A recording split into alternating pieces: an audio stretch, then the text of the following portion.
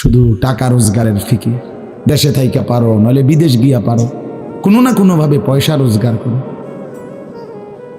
টাকা রোজগার করলে মা বাপ খুশি, টাকা রোজগার না করলে না অখুশি। খালাস। এরপরে ইমান আছে কিনা, ইসলাম আছে কিনা, নামাজ আছে কিনা, কোরআন আছে কিনা, আল্লাহ চিনি কিনা, হালাল হারাম কিনা, জায়েজ না জায়েজ না, এত কিছু আমার দরকার। ফুতেরে জিগায়ও না যে ফুত কামাই যে করতেছ কি হালাল কামাই করো না হারাম, না এত কিছুর দরকার কি। টাকা দিতেছে, খাইতেছে, ঘুমাইতেছে, বিল্ডিং করতে আসে, জমি কিনতে আসে, আপেল মালটা খাইতেছে।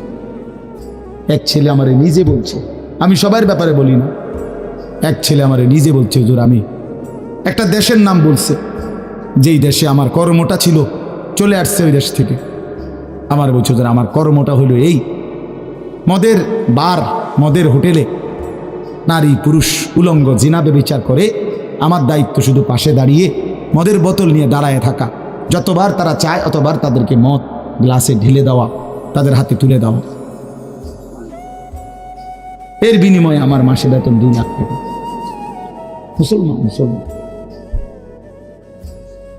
মুসলমানের সন্তান, বাংলাদেশের সন্তান। তো এই টাকা যখন বাবা খাচ্ছেন, বিল্ডিং করতেছে, কোনো টেনশন নাই।